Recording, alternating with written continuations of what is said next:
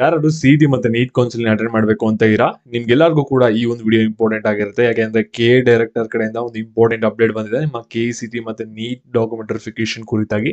ಇದ್ರ ಬಗ್ಗೆ ಲೇಟೆಸ್ಟ್ ಆಗಿ ಕೆ ಡೈರೆಕ್ಟರ್ ಅವರು ಏನೊಂದು ಅಪ್ಡೇಟ್ ನ ಕೊಟ್ಟಿದ್ದಾರೆ ಅದ್ರ ಬಗ್ಗೆ ಈ ಒಂದು ವಿಡಿಯೋದಲ್ಲಿ ತಿಳಿಸ್ಕೊಡ್ತೀನಿ. ವಿಡಿಯೋ ನಿಮಗೆ ಕ್ಲಿಯರ್ ಆಗಿ ಅರ್ಥ ಆಗಬೇಕಂದ್ರೆ ವಿಡಿಯೋನ ಕೊನೆವರೆಗೂ ಕೂಡ ನೋಡಿ. ಅದಕ್ಕಿಂತ ಮುಂಚೆ ಯಾರು ಚಾನಲ್ ಸಬ್ಸ್ಕ್ರೈಬ್ ಮಾಡ್ಕೊಂಡ್ರಲ್ಲ ಪ್ರತಿಯೊಬ್ರು ಕೂಡ ಸಬ್ಸ್ಕ್ರೈಬ್ ಮಾಡ್ಕೊಳ್ಳಿ. ಹಾಗೆ ಪ್ರತಿಯೊಬ್ರು ಕೂಡ ವಿಡಿಯೋಗೊಂದು ಲೈಕ್ ಕೊಡಿ. ಇವಾಗ ನಾವು ಡೈರೆಕ್ಟ್ ಆಗಿ ವಿಡಿಯೋ ಬಗ್ಗೆ ಬರೋಣ.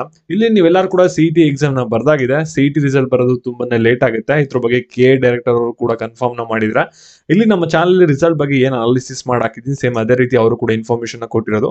ಅಗ್ರಿ ಪ್ರಾಕ್ಟಿಕಲ್ ರಿಸಲ್ಟ್ ಬರಬೇಕು ಮತ್ತೆ second PUC second exam result ಬರಬೇಕು. ಎರಡು ಕೂಡ ಬಂದಾದ್ಮೇಲೆ CT ರಿಸಲ್ಟ್ ಅನೌನ್ಸ್ ಮಾಡ್ತೀವಿ ಅಂತ ಹೇಳಿದ್ರೆ ಅದರಿಂದ ನಿಮ್ಗೆ ರಿಸಲ್ಟ್ ಬರೋದು ಇನ್ನೂ ಒಂದು ತಿಂಗಳಾಗುತ್ತೆ.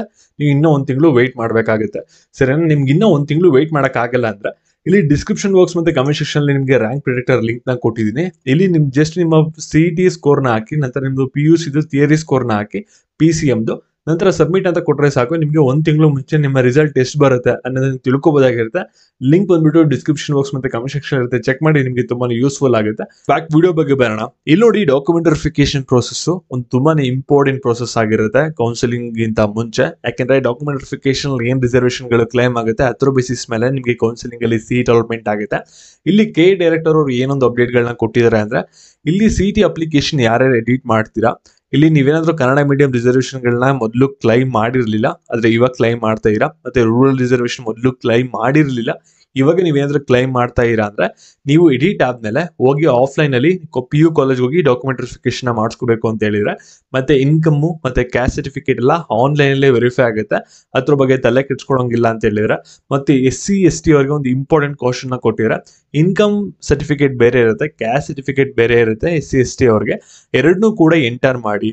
ನೀವು SC ST ಅವ್ರು ಏನಾದ್ರು ಇನ್ಕಮ್ ಸರ್ಟಿಫಿಕೇಟ್ ನ ನೀವೇನಾದ್ರು ಎಂಟರ್ ಮಾಡಿದ್ರೆ ಒಂದು ಅಪ್ಲಿಕೇಶನ್ ನಿಮ್ಗೆ ಫೀಸ್ ಬಂದ್ಬಿಟ್ಟು ಇಂಜಿನಿಯರಿಂಗ್ ಅಲ್ಲಿ ಕಮ್ಮಿ ಆಗುತ್ತೆ. ಅದನ್ನ ನೀವು ಎಂಟರ್ ಮಾಡಿರಲಿಲ್ಲ ಲಾಸ್ಟ್ ಇಯರ್ ಎಷ್ಟೊಂದು ಜನ, ಈ ಇಯರ್ ಎಂಟರ್ ಮಾಡಿ ಅಂತ ಒಂದು ಅಪ್ಡೇಟ್ ನ ಕೊಟ್ಟಿದೆ. ಮತ್ತೆ ಡಾಕ್ಯುಮೆಂಟ್ ವೆರಿಫಿಕೇಶನ್ ಬಗ್ಗೆ ಡೇಟ್ ಕೂಡ ತಿಳಿಸ್ಕೊಡಿದ್ರೆ ಇಲ್ಲಿ ಕ್ಲಾಸ್ ಡೇ ಯಾರಿದ್ದೀರಾ ನಿಮ್ಗೆ ಎಲ್ಲರಿಗೂ ಕೂಡ ಆನ್ಲೈನ್ ಡಾಕ್ಯುಮೆಂಟ್ ವೆರಿಫಿಕೇಶನ್ ಇರುತ್ತೆ. ನಿಮ್ಗೆ ಯಾವುದೇ ತರಹದ ಆಫ್ಲೈನ್ ಡಾಕ್ಯುಮೆಂಟ್ ವೆರಿಫಿಕೇಶನ್ ಇರೋದಿಲ್ಲ. ಮತ್ತೆ ಇವಾಗ ಮೇ 5ನೇ ತಾರೀಕಿಂದ ಒಂದು ಡಾಕ್ಯುಮೆಂಟ್ ವೆರಿಫಿಕೇಶನ್ ಸ್ಟಾರ್ಟ್ ಆಗ್ತಿದೆ.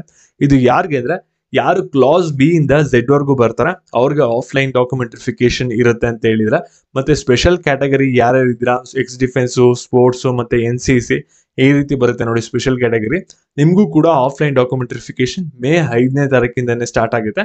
ಇವಾಗ ಕ್ಲಾಸ್ B ಮತ್ತೆ ಸ್ಪೆಷಲ್ ಕ್ಯಾಟಗರಿಗೆ ಡಾಕ್ಯುಮೆಂಟ್ ವೆರಿಫಿಕೇಶನ್ ಆಫ್ಲೈನ್ ಶೆಡ್ಯೂಲ್ ನ ಶಾರ್ಟ್ಲಿ KA ವೆಬ್ಸೈಟ್ ಅಲ್ಲಿ ಅನೌನ್ಸ್ಮೆಂಟ್ ಮಾಡ್ತೀವಿ ಅಂತ ಅಪ್ಡೇಟ್ ಕೂಡ ಕೊಟ್ಟಿದ್ದಾರೆ. ಮತ್ತೆ ಟ್ವಿಟರ್ ಅಲ್ಲೂ ಕೂಡ ಒಂದು ಅಪ್ಡೇಟ್ ನ ಮಾಡಿದ್ದಾರೆ, ಇಲ್ಲಿ ನೀವು ನೋಡಬಹುದಾಗಿರುತ್ತೆ. ಮತ್ತೆ ಇವಾಗ ಎಂಡ್ ಸ್ಕ್ರೀನ್ ಅಲ್ಲಿ ಅವ್ರು ಮಾತಾಡಿರುವಂತ ವಿಡಿಯೋ ಬರುತ್ತೆ, ಅದನ್ನ ಕ್ಲಿಕ್ ಮಾಡಿ ನೀವು ಕಂಪ್ಲೀಟ್ ವಿಡಿಯೋನ ನೋಡಬಹುದಾಗಿರುತ್ತೆ. ನಿಮ್ಗೆ ಕಂಪ್ಲೀಟ್ ಇನ್ಫಾರ್ಮೇಶನ್ ಸಿಗುತ್ತೆ. ಮತ್ತೆ ನಿಮ್ಗೆ ಕ್ವಿಕ್ ಆಗಿ ಅಪ್ಡೇಟ್ಸ್ ಬೇಕು ಮತ್ತೆ ಇವಾಗ ಡಾಕ್ಯುಮೆಂಟ್ ವೆರಿಫಿಕೇಶನ್ ಶೆಡ್ಯೂಲ್ ನಿಮ್ಗೆ ಬೇಕಂದ್ರೆ ಟೆಲಿಗ್ರಾಮ್ ಚಾನಲ್ ಲಿಂಕ್ ಬಂದ್ಬಿಟ್ಟು ಡಿಸ್ಕ್ರಿಪ್ಷನ್ ಬಾಕ್ಸ್ ಇರುತ್ತೆ, ಕ್ಲಿಕ್ ಮಾಡಿ ಜಾಯ್ನ್ ಆಗಿ. ಅಲ್ಲಿ ಕ್ವಿಕ್ ಆಗಿ ಅಪ್ಡೇಟ್ ಸಿಗುತ್ತೆ ಫ್ರೀ ಆಗಿ. ಈ ಒಂದು ವಿಡಿಯೋ ನಿಮ್ಮ ಫ್ರೆಂಡ್ಸ್ ಗಳಿಗೆ ಶೇರ್ ಮಾಡಿ, ಮಾಹಿತಿನ ತಿಳಿಸಿ. ಹಾಗೆ ಮತ್ತೆ ರ್ಯಾಂಕ್ ಪ್ರಿಡಿಕ್ಟರ್ ಲಿಂಕ್ ಬಂದ್ಬಿಟ್ಟು ಕಮೆಂಟ್ ಸೆಕ್ಷನ್ ಇರುತ್ತೆ, ಚೆಕ್ ಮಾಡಿ.